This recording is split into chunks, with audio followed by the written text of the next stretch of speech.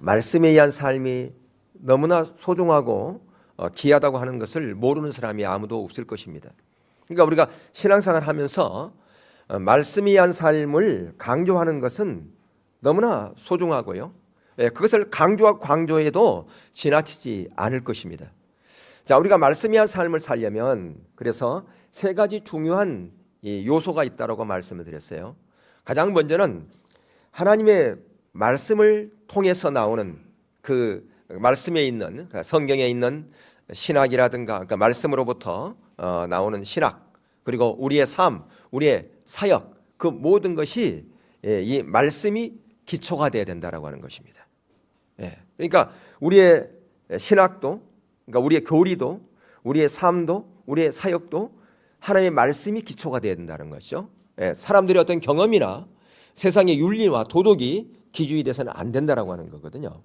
두 번째는 뭐냐면 이 성경에서 말씀하는 의도, 의중, 그리고 그 목적이 우리의 생명되는 삶. 그러니까 성경에서 말씀하신 하나님의 의도라면 그 의중이라면 내가 그것을 생명처럼 여기고 따라가리라라고 하는 그러한 삶을 살아갈 때 말씀이 한 삶이 가능하다라고 하는 것입니다.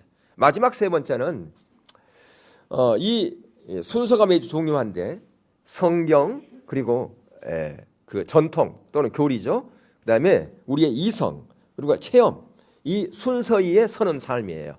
그러니까 우리가 아무리 놀라운 체험을 했다 할지라도 그 체험은 이 순서 중에 제일 마지막이에요. 우리 이성보다 더 못하는 게 체험이라 그 말이에요. 체험도 우리 이성으로 비춰봐야 되고요. 또 그런데 우리가 놀라운 어떤 내게 판단력이 있다 할지라도 합리적인 사고가 있다 할지라도 그것은 어디에 비춰봐야 되냐면 우리의 교리에 비춰봐야 돼요. 그리고 내가 어떤 교리가 있었는데 그 교리가 참다운 교리인가 참다운 신학인가 전통인가 보려면 오랫동안 가지고 있는 전통이라 할지라도 그것을 어디에 비춰봐야 돼요? 말씀 앞에 비춰봐야 된다라고 하는 것입니다. 그래서 우리가 종교개혁을 하면서 그동안 오랫동안 내려왔던 그 전통들을 그대로 고수한 것이 있고 버린 것들이 있었어요. 오랫동안 신앙생활 하면서 내려왔던 그 전통 중에 종교교육 하면서 버린 것이 뭐냐? 마리아를 통해서 기도하는 것은 버렸어요. 근데 우리가 그대로 가지고 있는 것 중 하나가 뭐냐면 사도신경을 고백하는 것입니다. 그러니까 교단에 따라서 어떤 데는 그것을 받아들인 교단이 있는가 하면 받아들이지 않는 교단이 있어요. 옛날 천주교에서부터 내려온 것이기 때문에. 근데 우리는 그것은 성경적이기 때문에 그것을 그대로 고수하고 있죠. 그러니까 이처럼 모든 전통은 성경 말씀에 비춰봐야 된다. 근데 이런 이 순서가 매우 중요한데 솔직히 우리가 어떤 뭐 체험이라든가 어떤 전통이라든가 이것을 하나님의 말씀에 비춰보는 그런 부분은 별로 그렇게 많지가 않을 수 있는데 지난번에도 우리가 살펴봤지만 우리에게는 합리적인 사고, 이성 이런 부분은 하나님의 말씀과 부딪히는 경우가 너무너무 많다라고 하는 것입니다.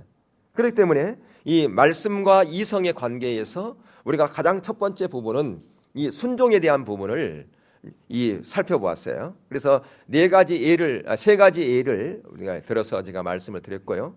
또 오늘 살펴보려고 하는 것은 이렇게 우리가 그 합리적인 사고를 가지고 오늘날 있으면 가장 먼저 하나님의 말씀이 빛이 되는 것이 뭐냐? 불순종의 자리로 가는데 그 불순종의 자리에 가는 그 표현이 뭘로 표현되느냐? 세 가지로 표현되어진다라고 하는 것을 보려고 그래요. 그러니까 뭘 표현되느냐? 불순종은 말 그리고 이론, 생각으로 표현해진다. 그래서 이런 합리적인 사고가 중요함에도 불구하고 이 합리적인 사고를 가지고 있으면 그 이론에 우리가 머물러 있으면 첫 번째는 불순종의 자리로 갈 수가 있고요. 또한 그것이 이 세 가지로 표현되어진다. 가장 먼저가 뭐냐? 말인데요. 말은 우리의 그 마음의 출구다 그렇게 말할 수가 있어요. 그러니까 우리의 마음에서부터 나온 것이 바로 뭘로 표현되어지느냐? 말로 표현되어진다. 그겁니다.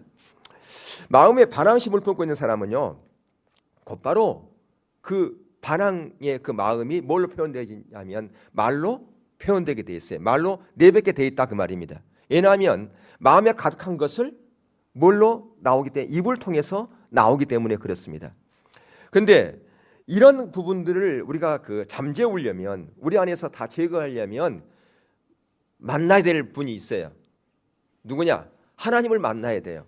다시 말하면 권위를 만나야 된다. 권위가 누구냐? 권위자가 진정한 권위자가 누구냐? 하나님이라 그 말이에요. 그러니까 우리가 왜 순종하지 못하느냐? 그것은 하나님을 못 만났기 때문에 그렇다라고 하는 거예요. 진정한 권위자이신 하나님을 만나면 우리는 순종의 자리로 갈 수가 있습니다. 그러니까 우리가 어떤 순종에 관한 메시지를 들었다고 그래가지고 순종할 수 있는 것도 아니고, 또 어떤 순종이라고 하는 책을 내가 읽었으니까 내가 순종할 수 있는 것이 아니다. 하나님의 그 권위 아래에 내가 있으려면 하나님을 만나야 내 삶에 그분이 권위자로서의 이 기초가 되어져서 내 인생 가운데 그분이 내 모든 삶의 발판이 되어져서 그분이 우리의 삶을 온전하게 인도한다라고 하는 것입니다. 여러분, 하나님을 만나고 하나님을 권위의 기초가 놓인 사람은 어떤 반역적인 말을 하려고 그런다, 어떤 부정적인 말을 하려고 그런다? 아니에요. 그런 말을 내뱉기도 전에 자기의 잘못을 깨닫고 바로 자제하게 돼 있다 그 말입니다. 아무런 양심의 가책을 느끼지 못하고 함부로 그런 말을 내뱉는다, 그런 사람 그렇게 많지는 않을 거예요. 우리가 믿는 사람 중에서. 그러니까 우리가 아까도 그래서 얘기 나왔지만 실수해요. 어느 누구든 실수할 수 있습니다. 근데 그 실수한 그것을 어떻게 수습하느냐라고 하는 것이 매우 중요하다라고 하는 것입니다. 왜냐하면 한번 깬 것은 다시 붙일 수는 없어요. 그러니까 우리 모두가 다 넘어질 수 있어요. 근데 그것을 어떻게 우리가 수습하는가, 이게 너무너무 소중한데요. 그렇기 때문에 오늘 우리가 말씀을 듣는 겁니다. 여러분, 어젠가 그 뉴스에 보니까 미국에 이제 이 서커스, 우리나라도 서커스 지금 다 사라졌잖아요. 옛날에 서커스에 보면 동물들이 하는 서커스 있는데 미국에서는 동물 서커스가 그렇게 유명하다고 그래요. 그 중에서 이 코끼리 이 쇼가 그렇게 유명하다 그런 얘기 듭니다. 근데 거기 보니까 아주 무서운 맹수도 길들여지더만요. 보니까 아주 그런 무서운 맹수도, 호랑이도, 사자도 길들여 가지고 서커스에서 사람들이 하라는 대로 다 순종을 합니다. 그런데 길들여지기 힘든 게 하나 있는데 그게 뭐냐? 우리 안에 있는 거예요. 말이라, 혀라는 거. 혀가 그렇게 길들여지기가 어렵다라고 하는 것입니다. 인간의 반항은 혀를 통해서 신속하게 표현되어집니다. 사람 앞에서 동의했다가 뒤에 가서 휴욕하는 것이 인간의 심리라 그 말이에요. 사람 앞에 조용히 있다가 나중에 가서 큰 소리 칩니다. 우리 입을 거액의 도구로 사용하는 것은 그렇게 어렵지 않습니다. 너무너무 쉽습니다. 오늘날 어떤 사람은 매우 어떤 반항적인 기질을 갖고 있는 사람이 있어요. 그러니까 기질 자체가 그런 사람이 있다 그 말입니다. 봉사하고 섬기면서도 반항적인 마음을 품고 있습니다. 여러분, 세상에서는 그게 그럴지 모르지만 교회에서가 더 이게 지켜야 되는데 반대가 돼 있어요. 요즘은 만약에 여러분 직장 생활하는 사람이 아무런 이유 없이 사장이 주일날도 와서 일하라 그러면, 토요일날도 좀 쉬는데 와서 일하라 그러면 속에서 반항심이 안 나오겠어요? 근데 그럼 어떻게 해요? 해야 돼, 안 해야 돼요? 안 해요? 안 하면 잘려요. 근데 해요. 잘릴까 봐서 합니다. 근데 마음에서는 반항적인 말이 튀어나오겠죠. 그러나 한다 그 말이에요. 만약에 교회에서 하라 한다 그러면 내가 지금 바빠. 근데 지금 일이 막 있어. 근데 무슨 일이 있어? 그러면 내가 일 있으면 안 가잖아요. 그죠? 왜? 안 가도 별 볼일 없, 누가 말하는 사람이 없으니까. 근데 진정 이게 바뀌어야 된다 그 말이에요. 근데 우리는 그렇게 하는 경우가 많다 그 말입니다. 그러니까 봉사하면서도 섬기면서도 내적으로 우리가 반항적인 마음을 품고 있는 경우들이 너무나 많은데, 우리가 교회에서는 그런 부분이 달라야 돼요. 교회에서 섬기와 봉사는 내 마음에서부터 우러나와야 되잖아요. 기쁜 마음으로 해야 되지 않습니까? 자발적인 마음으로 해야 되잖아요. 내가 하면서 그 사람은 맨날 이런 데 봉사 안 해. 그러면 투덜거려서 하면 그 아무런 의미가 없다 그 말이에요. 이 봉사는 누구에게 하는 거니까? 하나님께 하는 것이고 하나님을 섬기는 거니까 그렇다라고 하는 것입니다. 그래서 마음에 우러나오는 순종이 있는지 그 사람 위에서 나오는 말로 알 수가 있어요. 하나님은 마음에서 우러나오는 순종을 찾고 계신다라고 하는 것입니다. 이러한 예들을 우리는 성경 여러 곳에서 볼 수 있는데, 지난주에 우리가 살펴본 말씀 중에서 한 예를 들면서 이런 함 얘기를 잘 알고 있지 않습니까? 함은 자기 아버지 실수를 그냥 여러 사람에게, 자기 형제들에게 그것을 공포했어요. 아버지가 포도주에 취해가지고 벌거벗고 있을 때 그 사실을 그 형제 셈과 야벳에게 말하기 위해서 그가 나갔어요. 마음으로부터 순종하지 않는 사람은 언제나 자기에 있는 건의가 무너지기를 기다립니다. 함은 자기 아버지의 실수를 드러낼 기회를 찾고 있었는지 몰라요. 함의 행동은 그 아버지의 건의에 전혀 순종하지 않았음을 그대로 입증해지는 거예요. 뭘 통해서요? 그가 그 말을 내뱉음으로 말미암아 나는 이제까지 나는 건의에 순종하지 않았다라고 하는 것을 그대로 드러냈다 그 말입니다. 되게 그는 어떤 부분에 예적으로는 많은 순종을 했는지 모르겠습니다.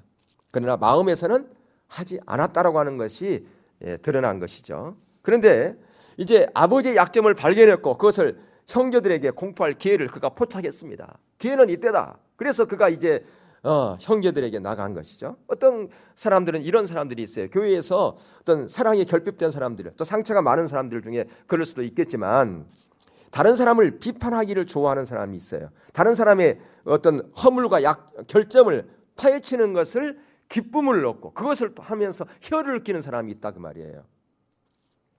오늘날 많은 성도들이 하나님의 직접적인 권위에 대해서는 그것을 소중히 여겨요. 여러분 하나님의 권위를 우리가 그 권위에 순복하는 거 다 알고 있습니다. 그러니까 그거에 대해서는 경청하면서도 이임 권위에 대해서는 그것을 별로 소중히 여기지 않는다 그러면 똑같은 거역의 원리임에도 불구하고 그것을 별로 소중히 여기지 않는 사람들이 있다 그 말이에요. 똑같은 원리입니다. 이것은요. 하나님의 직접적인 권위나 또 이임 권위나 그건 똑같은 원리라고 하는 것을 우리는 기억할 필요가 있어요. 권위에 순종하는 사람은 틀림없이 그 입을 다스릴 줄 안다라고 하는 겁니다. 그러니까 우리 혀가 이 훈련하기가 다스리기가 너무너무 어려운데 그게 할 수 있는 방법 하나는 뭐냐? 권위에 순복하면 이 입이 다뤄지는 거예요. 이 훈련시키는 방법 다른 게 없어요. 권위에 순복하는 거예요. 권위에 순복하면 내 혀는 다스려지게 돼 있다라고 하는 것입니다. 가장 길들이기 힘든 게 혀인데 혀를 길들이려면 권위에 순복하는 법을 배우라는 거예요. 그러면 이 혀는 길들여진다라고 하는 것입니다. 사도 바울이 공회의 재판을 받을 때 하나님 감동을 나눴어요. 어떠냐면 대제사장이에요. 근데 그가 대제사장인지 모르고 하나님의 감동 준 것을 얘기했어요. 해칠한 담이여 하나님이 너를 치리로다. 그렇게 얘기했단 말이에요. 그러니까 그게 자기 생각이 아니고 하나님의 감동으로 해칠한 담이 하나님이 너를 치리로다. 그러니까 그만큼 지금 자기를 재판하고 있는 사람이 악한 사람이었단 말이에요. 실제로 악한 사람이었어요. 근데 나중에 그가 대제사장인지 알았어요. 그러니까 그가 금방 돌이킵니다. 왜 돌이켰을까요? 그가 이렇게 얘기해요. 형제들아 나는 그가 대제사장인 줄 알지 못하였노라. 기록하 있으되 너의 백성의 관원을 비방하지 말라 하였느니라. 어디에 그렇게 기록되어 있다고요? 성경에. 너희의 간원을 함부로 하나님께 세운 이임권이기 때문에 함부로 비방하지 말라 그 말이에요. 근데 오늘날 우리가 TV 보면서 뭐가 좀 잘못된 거 나오면 막 육두문자 석학하면서 막 비방하는 사람들이 있어요. 하나님이 세운 권위에 그럼 누구에게 지금 비방하고 있냐? 하나님께 대적하고 하나님께 욕하고 있는 건지 몰라요. 그게 누구를 욕하고 있다고요? 하나님을 대놓고 욕하고 있는 거예요 지금. 근데 그런 원리를 너무나 믿는 사람들이 몰라요. 그게 하나님께 지금 욕하고 있는지를 그걸 모르고 있다 그 말이에요. 사도 바울은 대제사장이 하나님 앞에 잘못된 거 알고 있었어요. 모르는 게 아니었어요. 그러나 그 하나님이 세운 권위자이기에 그의 권위를 인정하고 자기의 잘못을 뉘우쳤다 그 말이에요. 그게 오늘날 우리에게 필요합니다. 이게 하나님을 믿는 성도의 자세예요. 이게요. 거역은 육적인 방종과 관련이 있습니다. 사도 베드로는요, 베드로후서에서 육체를 따라 더러운 정욕 가운데 행하는 사람들을 언급한 후에 곧바로 멸시하는 자들을 언급합니다. 베드로후서 2장 10절에 보면 이런 말씀이 있어요. 특별히 육체를 따라 더러운 정욕 가운데 행하며 주관하는 일을 멸시하는 자들에게 형별할 줄 아느냐. 이들은 당돌하고 자긍하며 떨지 않고 영광 있는 자들을 비방하거니와 그랬어요. 그러니까 권세를 멸시하는 사람들의 특징은 부정적인 말, 반역적인 말을 내뱉는 가운데 있다 그 얘기입니다. 그런데 부정적인 말과 거역하는 말을 내뱉는 사람들은 유유상종합니다. 뭐냐? 끼리끼리 같이 모인다 그 얘기예요. 다시 말하면 자연스럽게 자기의 비싼 사람들과 어울리고 비싼 성품들을 가진 사람들과 교제하게 돼 있습니다. 예. 따라서 부정적이고 비판적이며 거역하는 사람들은 육적인 사람과 함께 어울립니다. 하나님은 육적인 사람과 부정적인 비판적인 거역적인 사람들을 어떻게 보느냐? 동등해 봅니다. 그러니까 육적인 사람과 부정적인 말하고 거역적이고 비판적인 그런 사람들과 어떻게 본다고요? 동일시한다 그 말이에요. 이 사람들은 건세자들을 함부로, 이 사람들은 특징이 뭐냐? 건세자들을 함부로 헐뜯는다라고 하는 것이죠. 하나님을 알고 있는 사람은 감히 그렇게 하지 못합니다. 하나님을 만난 사람은, 하나님의 권위를 인정하는 사람은 함부로 그렇게 하지 않습니다. 헛된 말을 하는 것은 입의 정욕이다 그렇게 말씀하고 있어요. 하나님을 아는 사람이라면 하나님께서 그것을 얼마나 싫어하는지 잘 알기 때문에 자기가 혹시 실수했더라도 넘어졌더라도 곧바로 회개하고 돌이킵니다. 아까도 영상 봤지만 우리가 실수할 수 있다니까요. 그래서 어떻게 회복하는 게 중요하다 그 말이에요. 우리는 누구나 실수할 수 있어요. 근데 그것을 어떻게 그 부분을 회복하느냐, 이게 관건이라고 하는 것입니다. 그리스도인들이 능력을 상실하는 원인에는 두 가지가 있는데요. 하나는 죄입니다. 우리가 죄 가운데 있으면 하나님의 능력 상실하는 게 당연한 거 아니겠어요? 근데 또 하나가 뭐냐? 권위를 상실하고 후욕하는 거예요. 예, 이게 능력 상실하는 거예요. 우리가 다른 사람들이 뒤에서 욕할 때마다 그것은 능력 상실을 의미한다고 하는 것을 우리는 알 필요가 있습니다. 불순종을 마음이 품고 있을 때 그때마다 능력의 상실은 더욱더 증가되는 겁니다. 말의 이력은요, 우리가 생각한 것보다 훨씬 더 큽니다. 말의 이력이라고 하는 것은. 여러분, 왜 어디에 그게 나와 있을까요? 마태복음 12장 34절에서 37절 한번 보시면요, 거기서 예수님께서 아주 강하게 어필하고 있어요. 한번 우리 읽겠습니다. 시작. 독사의 자식들아, 너희는 악하니 어떻게 선한 말을 할 수 있느냐? 이는 마음에 가득한 것을 입으로 말함이라. 선한 사람은 그 쌓은 선에서 선한 것을 내고 악한 사람은 그 쌓은 악에서 악한 것을 내느니라. 내가 너희에게 이르노니 사람이 무슨 무익한 말을 하든지 심판날에 이에 대하여 신문을 받으리니 내 말로 의롭다함을 받고 내 말로 정죄함을 받으리라. 예, 지금 이건 무슨 얘기해 준가요?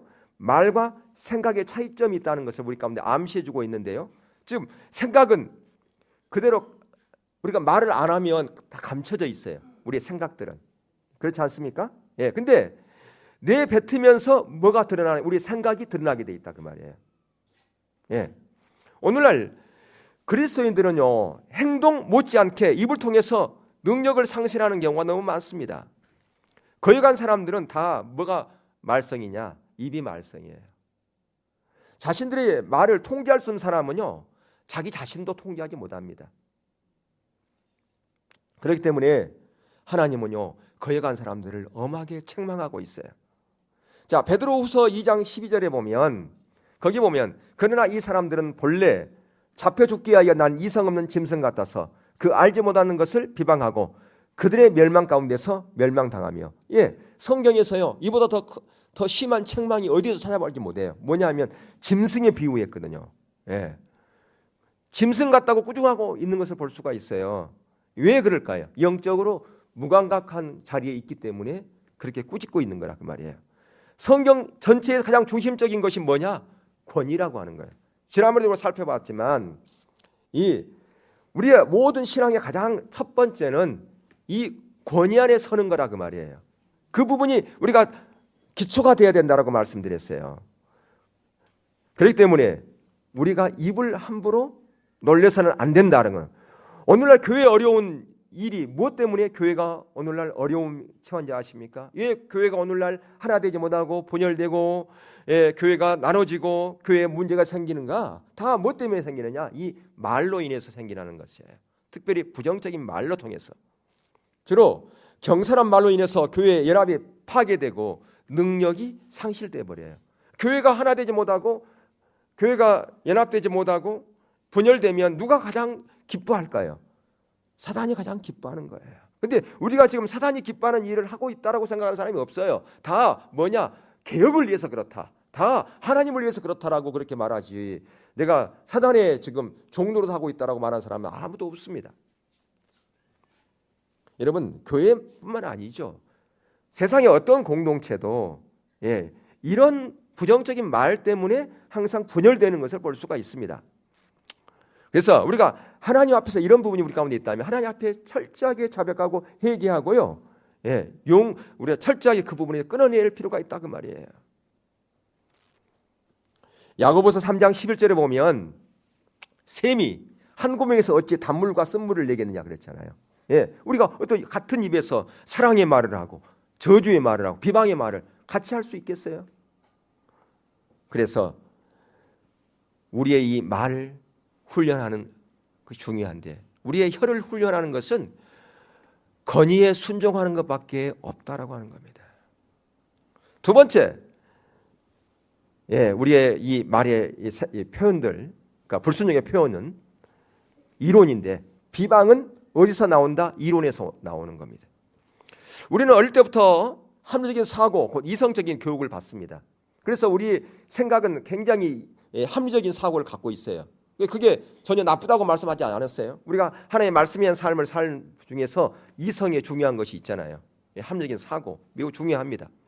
그런데 그것이 성경의 건의 아래에 있을 때 그게 하나님의 말씀에 의한 삶을 사는데, 건의 2로 그러니까 말씀 2로 가면 문제가 생긴다 그 말이에요 지금.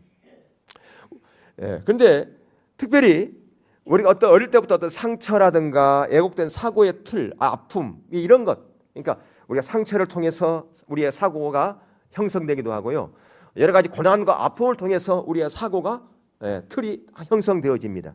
근데 그 틀 안에서 뭐가 생겨나는가? 또 이론이 형성되어지는 거예요. 그런 여러 가지 아픔과 상처와 이 고난을 통해서 우리의 이론이 만들어진다 그 말입니다.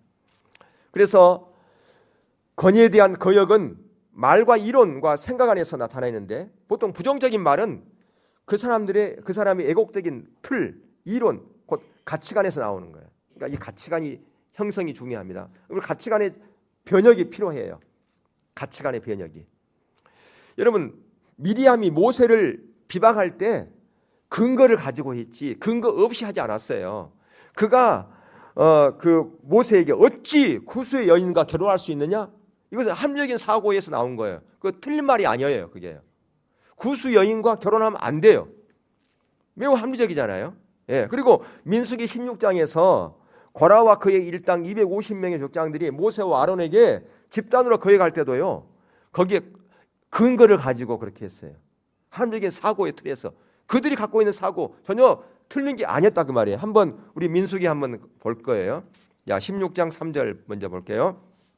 시작. 그들이 모여서 모세와 아론을 거슬려 그들에게 이르되 너희가 분수에 지나도다. 회중이 다 각각 거룩하고 여호와께서도 그들 중에 계시거늘 너희가 어찌하여 여호와의 총에 의해 스스로 높이느냐. 그러면서 12절부터 보면 모세가 엘리압의 아들 나단과 아브람을 부르러 사람을 보냈더니 그들이 이르되 우리는 올라가지 않겠노라. 내가 우리를 적각구리 흐는 땅에서 이끌어내어 광야에서 죽이려 함이 어찌 작은 일이기에 오히려 스스로 우리 이의 왕이 되려 하느냐. 이뿐 아니라 내가 우리를 적각구리 흐는 땅으로 인도하여 드리지 아니하고 밭도 포도원도 우리에게 기업으로 주지 아니하니 내가 이 사람의 눈을 빼려느냐. 우리는 올라가지 아니하겠노라. 지금 이들이 주장하는 것이 전혀 틀린 게 아니에요. 애굽에서 그들이 나올 때 우리는 이제 하나님께서 약속하신 가나안으로 갈 거다. 그렇게 백성들을 설득했단 말이에요. 그래서 그 모세의 말을 듣고 또 10가지 재앙을 보면서 그들이 결단해서 모세를 따라 나왔는데 그들의 앞에 놓인 것은 뭐예요? 광야밖에 없는 거예요. 그것도 이제 1년 2년 기다렸는데 뭐 1년 2년이 가도 전혀 변화되는 게 없어요. 그러니까 자기들의 사고에 봤을 때는 이 모세는 사기꾼 중에 사기꾼인 거예요. 그렇지 않겠어요? 가나안에 들어가야 되는데 저 가나안에는 젖과 꿀이 흐르는 가나안 땅, 뭐 거기는 포도 한 송이가 뭐 장정이 두 사람이 메고 갈 정도로 그렇게 풍성한 땅이다고 그렇게 들었는데 보니까 전혀 아니에요. 자기들 눈앞에 보이는 것은 광야밖에 없는 거예요.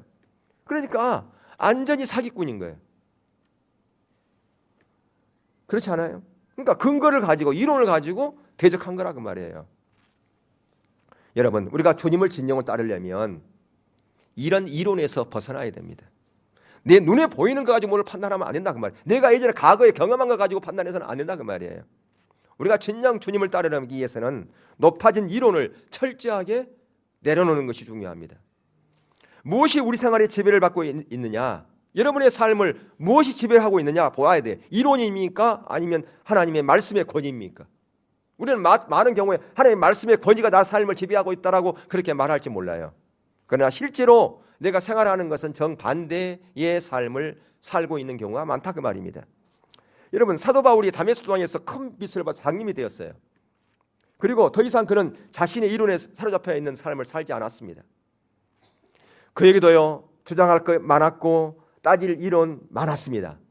그런데 하나님께 순종하는 가운데서 이론을 초월하여 살았어요. 그는 이론을 초월해 살았다니까요.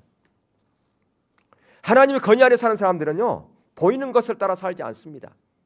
훨씬 더 그 순종했더니 내가 이론으로 따졌던 그 어떤 그것보다 훨씬 놀라운 하나님을 경험한 거예요. 그것이 하나님의 법칙이라 그 말이에요. 그렇기 때문에 정말 내가 하나님의 자녀가 되려면 이론적인 생활에서 벗어나야 돼요. 내 눈에 보이는 것 가지고 살아서는 안 된다 그 말입니다. 이론, 자기의 틀은 그에게 첫 번째 원인이라는 것을 우리가 알 필요가 있는데요.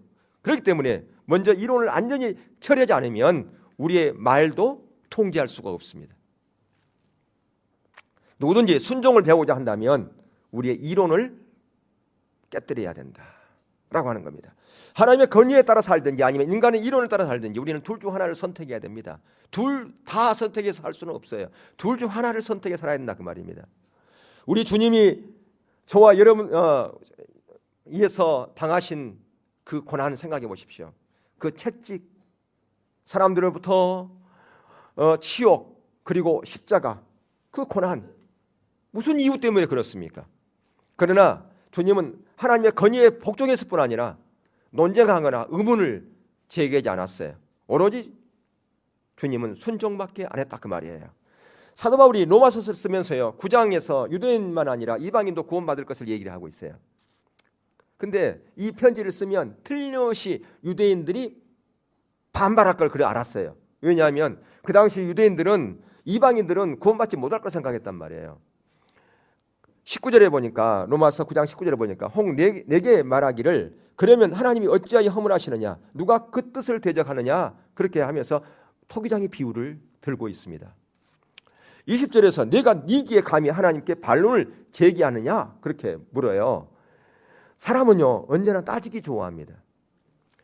성경의 원리를 바로 안다면 겸손해 줄 수밖에 없는데요. 예, 우리의 이론은 성경의 원리와 견줄 수 없기 때문에 그렇습니다. 만약 우리의 이론이 성경의 원리에 견준다는 것은 그것은 마치 그릇이 토기장이에게 왜 저를 이런 그릇으로 만들었습니까? 라고 따지는 것과 같은 거예요. 그러니까 우리의 이론이 성경의 원리를 거스르는 경우가 많아요. 내 이론, 그게 지금 성경의 원리를 거스르는지 모르고 우리는 함부로 자기 생각들을 막 쏟아내요. 그것은 마치 뭐 같다고요? 그릇이 토기장이에게 왜 저를 이렇게 만들었습니까? 라고 그렇게 반론을 제기한 것 같다 그 말이에요. 여러분, 하나님의 영광에 이르기를 우리는 다 원하고 있습니다. 그런데 우리가 이론이 강하면 하나님의 영광에 이르지 못합니다. 여러분의 삶 가운데 하나님의 영광을 경험하기를, 다시 말해 하나님의 능력을 경험하기를 원하는 사람들 우리가 다 그리스도인의 공통점이라고 저는 보고 있어요. 그리고 제가 원하기는 여러분들이 모두가 다 하나님의 영광을 보기를 원하고 하나님의 능력을 다 경험하기를 원합니다. 그런데 하나님의 영광, 하나님의 능력을 가로막는 게 있다니까요. 그게 우리의 높아진 이론이라니까요. 우리의 높아진 이론이 있으면 절대 하나님의 영광을 보지 못합니다. 하나님의 능력을 상실해버리기 때문에 그렇다고 하는 거예요. 어둠 가운데 있는 사람은요, 이론을 따라 살 수 있습니다. 그러나 내가 강명의 빛 가운데 있기를 원한다면 내 높아진 이론들을 다 내려놔야 돼요. 그래야 우리가 강명의 빛 가운데 살아갈 수 있는 그런 삶을, 자유한 삶을 살 수 있다 그 말이에요. 나를 억압하는 게 뭐냐? 내 삶을 억압하는 것이, 그것은 바로 내 높아진 이론인 것을 우리는 기억할 필요가 있습니다. 하나님께서 우리에게 긍휼을 베푸사 내 자신이 얼마나 비천하고 내가 얼마나 연약한지, 내가 얼마만큼 이 높아진 이론을 통해서 하나님을 대적하고 있는지 성령의 조명을 통해서 저와 여러분 모두가 다 그렇게 선명하게 깨달아질 수 있기를 주의 이름으로 축복합니다. 그게 내가 살 길이기 때문에 그렇습니다. 그래서 우리의 이성으로 잘 알지 못해도 내가 순종할 때 하나님의 더 깊은 하나님의 그분의 생각을 알 수 있는 거예요. 처음에는 잘 몰라요. 왜 그랬을까? 근데 나중에 알고 보면 이것이 진정 하나님의 길이었구나, 하나님의 은혜였구나, 하나님의 축복이었구나, 그걸 알 수 있다 그 말이에요. 순종하면. 그러니까 사도 바울은 얼마든지 자기 주장할 수 있고 따질 수 있었지만 그는 순종함으로 말미암아 이론을 초월한 삶을 살았다니까요. 그게 우리 가운데 필요합니다. 마지막으로 생각, 우리의 세 번째 거역의 표현은, 불순종의 표현은 생각이다라고 하는 겁니다. 근데 우리 이론과 생각은요 연결되어 있어요. 이론과 생각이 뭐가 다를까? 이렇게 생각할 사람이 있을 것 같은데요. 거역의 표현이 인간의 말과 이론에서뿐 아니라 생각 속에서 나타납니다. 거역적인 말, 거역적인 이론에서, 그러니까 우리 생각, 그러니까 생각이 뭐야? 거역의 중심 요소라 그 말입니다. 우리의 생각이. 이와 관련해서 말씀을 볼 건데요. 자, 고린도후서 10장 4절에서 6절, 우리 잘 아는 말씀이에요. 함께 읽겠습니다. 시작. 우리의 싸우는 무기는 육신에 속한 것이 아니요 오직 어떤 견고한 진도 무너뜨리는 하나님의 능력이라. 모든 이론을 무너뜨리며 하나님을 아는 것을 대적하여 높아진 것을 다 무너뜨리고 모든 생각을 사로잡아 그리스도에게 복종하게 하니 너의 복종이 온전하게 될 때에 모든 복종하지 않는 것을 벌하려고 준비하는 중에 있노라. 자, 이 말씀은 그리스도에게 순종해야 할 우리 인간의 특정한 영역을 지금 지적해주고 있어요. 자, 5절에서 보니까 모든 생각을 사로잡아 누구에게? 그리스도에게 복종하라, 그렇게 말씀하고 있죠. 우리의 생각을 사로잡아가지고 누구에 복종한다고요? 그리스도에게. 그러니까 이것은 인간의 거역이 근본적으로 우리 인간의 생각 안에 있다라고 하는 것을 암시하고 있는 내용이에요. 인간의 불순종은 어디서부터 온다고요? 생각에서부터. 그래서 사도 바울은 우리의 모든 이론, 하나님을 아는 것을 대적하여 높아진 것을 다 파해야 된다라고 그렇게 말씀하고 있어요. 하나님으로부터 오지 않는 모든 이론 다 제거하고 하나님이 원하는 그런 생각의 자리로 우리가 돌아가야 됩니다. 영적 전쟁, 이게 영적 전쟁을 얘기하고 있잖아요.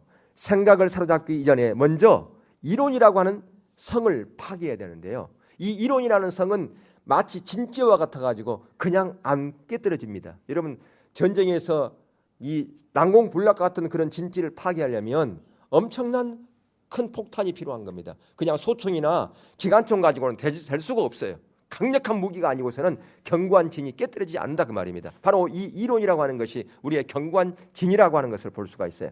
근데 이것을 누가 조종하고 있느냐? 사단이 조종하고 있다고 하는 것을 우리가 이해할 필요가 있어요. 사단은 우리가 하나님께 사로잡힌 자가 되지 않고 오히려 하나님과 원수되게 하기 위해서 온갖 이론을 다 우리 가운데 주어져서 우리를 사단의 노예에 만들어버린다 그 말이에요. 온갖 이론이 가득해. 여러분, 온갖 이론이 가득한 사람은 그 이론을 깨뜨려야 돼요. 견고한 진이에요. 그게 누가 준 이론이에요? 사단이 준 이론이라니까요. 그게 내 합리적인 사고라고 생각하지 마세요. 그게 사단이 준 이론이에요. 그게요. 사람의 생각은 두 세력 중 하나만 지배를 받습니다. 이론의 지배를 받든지 그리스도의 권위의 지배를 받든지. 사람의 생각은요. 여러분, 이론의 지배를 받고 싶어요? 아니면 그리스도의 권위의 지배를 받고 싶습니까? 우리는 저는 하나님의 권위의 지배를 받고 싶습니다. 그리스도의 권위의 지배를 받고 싶습니다. 그렇게 다 말하겠지요. 그러면 과연 나는 그런가를 자기 진단할 필요가 있어요. 하나님의 권위 가운데 있는지를 자기 진단하는 게 이 세 가지 중에 하나가 있다면 나는 그렇지 못한 거예요. 첫 번째는 뭐냐? 내가 말을 하는데 거역하는 말, 부정적인 말, 판단하는 말, 후욕하는 말, 이걸 하고 있는지, 또는 하나님 앞에 논중하고 있는지, 하나님 왜 저만 미워하세요? 하나님 왜 그래요? 이게 하나님께 따지기를 좋아하는지. 세 번째, 많은 자기 의견들을 제시하거나 주장하고 있는지. 이론이 많아가지고 자꾸 자기 생각을 얘기해, 자기 이론을 얘기해. 그게 하나님의 말씀에 합당한지 그거 보려고 하지도 않고 먼저 자기 생각부터 나오는 거야. 자기 경험부터 나오고, 예전에 제가 경험하기로는, 제가 예전에 일하기로는, 자꾸 경험들을 얘기하는 경우가 많아요. 근데 우리가 경험 나눌 필요가 있어요. 뭔 경험을 얘기해야 되느냐? 하나님과 지금 내 삶 가운데서 하나님을 만난 경험을 얘기해야 돼요. 근데 예전에 내가 자기가 세상적으로 경험했던 얘기들을 자꾸 교회에 와서 그것을 주장하려고 하는 사람들이 있다 그 말이에요. 그것을 내려놔야 된다는 거죠. 그럼 뭘 나눠야 되느냐? 무슨 경험? 우리의 신앙은 현장이기 때문에 지금 하나님을 만난 얘기, 어제 하나님을 만난 얘기, 또 그 만난 얘기는 항상 우리가 좋은 관점에서만 얘기하는 게 아니에요. 때는 우리가 실수할 수 있어요. 그 실수를, 내가 하나님 따라가려고 그랬는데 내가 이런 실수를 했다고. 그런 실수를 나누는 것도 하나님 경험하는 얘기예요. 그런 것을 나누는 거. 그래서 내가 하나님 앞에 회개했다고, 내가 이렇게 한 부분이 있어서 하나님 뜻 안에서 내가 잠깐 이렇게 잘못된 생각을 갖고 있었다고, 내가 엄청나게 회개했다고. 그런 자기의 잘못들을 스스럼 없이 얘기하는 사람들이 있어요. 그게 하나님을 경험하는 거예요. 그런 사람. 어떤 사람들은요, 자기를 오픈하기를 너무너무 싫어하는 사람들이 있어요. 이것은 하나님을 만난 사람 아니에요. 하나님을 경험하지 않으려고 하는 사람이에요. 자기를 오픈하지 않으려고 하는 사람은요, 나는 하나님을 절대로 경험하지 않겠습니다, 하나님의 능력을 나는 절대로 경험하지 않겠습니다 라는 것과 똑같은 거예요. 우리의 실수를 통해서 하나님 우리를 빚어가십니다. 우리의 실수를 통해서 내가 실수를 알므로 하나님 은혜가 필요하다는 것을 알 때, 그걸 고백할 때 하나님께서 우리 가운데 함께 하세요. 우리의 약함을 강하게 하세요. 하나님을 경험하게 한다 그 말이에요. 그런데 그것을 오픈하지 않고 감춰두려고 하는 거예요. 그것은 10년, 20년, 30년이 가도 변화가 없습니다. 오히려 퇴보될 수밖에 없어요.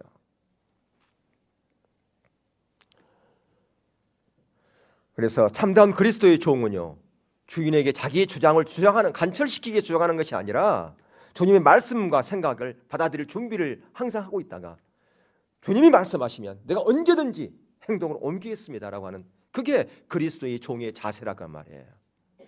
여러분, 안구한 사람에 대한 경고가 성경에 있는데요, 여러분 바울 한번 여러분 보세요. 바울은 예수님 만나기 전에 그는 어떤 사람인지 아십니까? 그는 정말 그 당시 석학 중에 석학이었어요. 매우 현명했어요. 유능하고 지혜롭고 이성적인 사람이었습니다. 그래서 하나님을 위해서 좋은 아이디어를 제공하고요, 그 아이디어를 제공할 뿐 아니라 솔선수범해서 앞장서 나갔던 사람이에요. 어떤 사람은 아이디어만 제공하고 뒤로 빠진 사람이 있잖아요. 근데 바울은 아이디어를 제공할 뿐 아니라 내가 이거 앞장서 하겠습니다, 내가 먼저 보이겠습니다, 그러면서 앞장선 사람이었어요. 그러한 그가 자기의 모든 계획과 능력, 열정, 그것이 한순간에 무너진 사건이 뭐냐? 다메섹에서 예수님 만난 사건이에요. 그래서 바울은 이제는 모든 이론, 생각을 다 내려놓고 주여 어찌해야 합니까? 라고 이렇게 묻는 자로 바뀌었어요. 모든 어떤 문제 앞에서 자기 이론을 내세운 게 아니에요. 자기 경험, 자기 아이디어, 이 팍팍 돌아가는 그런 것 다 내려놨다니까요. 주여 어찌해야 합니까? 무엇이 하나님의 뜻입니까? 이렇게 묻는 자로 바뀌었다 그 말이에요. 그러니까 우리는 어떤 문제 앞에서 자기 경험 딱 나오고 그거 이렇게 그것은 전혀 하나님의 그리스도의 종의 자세가 아니라 그 말이에요. 여러분, 저를 포함해서 저와 여러분 모두 가져야 할 자세가 바로 이 바울이 가졌던 자세. 주여 어찌해야 합니까? 어떻게 제가 이 문제를 해결해야 됩니까? 주님이 무엇을 원하십니까? 왜 저에게 이런 문제가 있습니까? 그런 자세가 우리 가운데 필요한 겁니다. 하나님의 나라의 증거는 순종을 통해서 우리 가운데 오는 겁니다. 하나님께서 우리가 얼마나 열심히 복음을 전하는지, 얼마나 하나님께 가까이 하나님을 위해서 고난을 받았는가, 얼마나 내가 열심을 내는가, 그거 보는 것이 아니라, 물론 그것도 소중합니다. 그런데 그것보다 더 하나님께 소중히 여긴 것은 얼마나 하나님의 그 말씀 앞에, 말씀의 권위 앞에 순종하는 자리에 있는가, 그걸 더 귀하게 여긴다 그 말이에요. 하나님 나라는 하나님에 대해 순종이 있을 때 시작되고요, 그 순종을 통해서 확장되고요, 그 순종을 통해서 완성되어집니다. 즉 자신의 의견을 말하지 않고 이론을 제시하지 않으며 불평하거나 비방하지도 않고 오로지 순종할 때 하나님 나라가 아름답게 세워져 간다라고 하는 것이에요. 하나님께서는 저와 여러분 모두에게 하나님 나라를 확장한 그 사명을 다 줬어요. 근데 그것은 무엇을 통해서 세워져 간다고요? 순종을 통해서요. 과거에 우리는 자신의 힘으로 살아가는데 자유를 발견했는지 몰라요. 내 마음대로 내가 하면 자유할 수 있어요. 지금은 우리의 생각이 온전히 하나님께 사로잡혀 그리스도께 복종할 때 그때 진정한 참된 자유가 있다라고 하는 것입니다. 그리스도의 참된 자유는 내 중심적인 사고에서 내가 원하는 대로 하는 것이 참된 자유가 아니라 내 생각을, 내 모든 이론을 다 파하고 주님이 원하는 그 뜻에 맞춰서 순종한 자리로 갈 때 거기에 진정한 자유함이 있다 그 말이에요. 더 나아가서 거기에는 하나님의 영광을 경험하는 때까지 이룰 수 있다고 하는 거죠. 오늘 우리는 불순종의 표현의 부분을 살펴보았어요. 우리의 부정적인 또 판단적인 말, 높아진 이론과 생각으로 나를 주장하는 것을 철저하게 내려놓고 하나님의 은혜를 구함으로 말미암아 하나님의 그 말씀에, 하나님의 건의에 철저하게 순종하여 하나님의 능력을 상실하는 것이 아니라 하나님의 놀라운 능력을 경험하고 하나님의 영광의 그 자리까지 이르는 그 자리로 저와 여러분 모두가 갈 수 있기를 주의 이름으로 축원합니다. 하나님께서는 저와 여러분의 입술을 감찰하시기 원해요. 우리의 마음도 감찰하기 원하시고 우리의 생각, 이 모든 것을 다 감찰하고 계신다고 하는 것입니다. 그래서 하나님, 내가 하나님을 거역하는 그런 부분이 내가 있다면 철저하게 이 부분을 저에게서 다 제거해 주세요. 하나님 아버지, 과거에는 내 생각과 내 이론으로 따라 살았지만 이제는 그 모든 것 다 초월해서 순종하는 삶으로 나가겠습니다. 그 모든 걸 내려놓고 바울이 살았던 것처럼 그러한 삶을 제가 살겠습니다. 하나님이 행하신 일이 무엇이든지 간에 주님께서 원하신 거라면 내 이론, 내 높아진 경험 이거 철저하게 내리고 그렇게 하나님만 의지하고 신뢰하고 가겠습니다라고 하는 그런 삶으로 말미암아 진정 여러분 가운데 자유함이 있고 하나님의 영광을 경험하는 그런 삶이 되어질 수 있기를 주의 이름으로 축원합니다. 찬양하겠습니다.